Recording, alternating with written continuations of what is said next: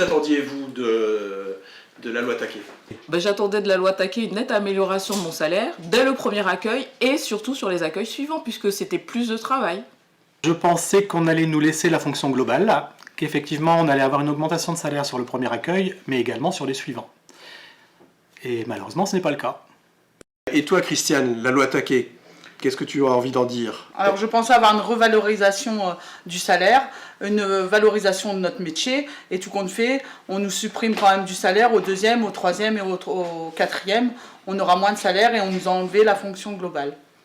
Alors, qu'est-ce que vous pensez, vous, de la position du département par rapport à cette loi Taquet?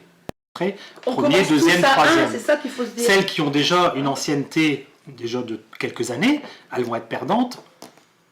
Et Elles vont quel travailler intérêt plus, de travailler plus pour gagner moins? Voilà. Le problème, c'est que c'est la dévalorisation totale du travail, ce qu'ils sont en train de faire là. Parce que la loi Taquet a pour but, et pour moi, pour unique but, attirer dans ses filets des nouvelles ASFAM, parce qu'on est en manque d'ASFAM. Et du coup, comme ils vont attirer, tout le monde commence à un, on n'est pas maître avant d'être apprenti, donc tout le monde commence à un enfant, donc les gens vont dire, on est super bien payé, on a un SMIC par enfant.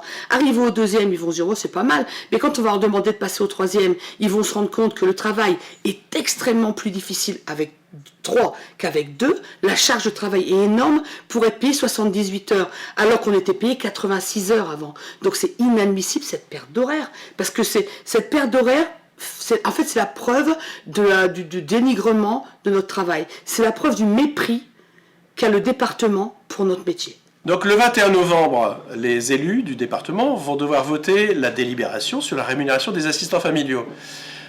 Les élus nous disent c'est bien plus favorable que la loi Taquet par elle-même. Qu'est-ce que tu en penses?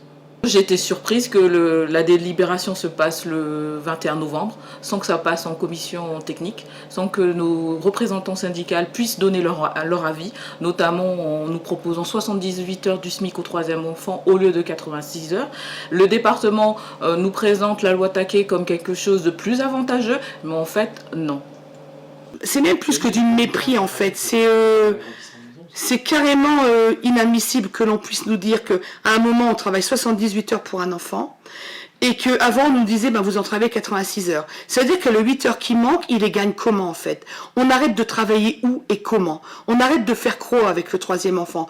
Vu qu'avant on nous disait vous travaillez 86 heures, là on nous dit qu'on ne travaille plus que 78 heures. Donc qu'est-ce qu'on fait de moins avec le troisième enfant à partir de maintenant? La loi Taquet, elle nous dit d'arrêter de nous occuper correctement du troisième, c'est ça?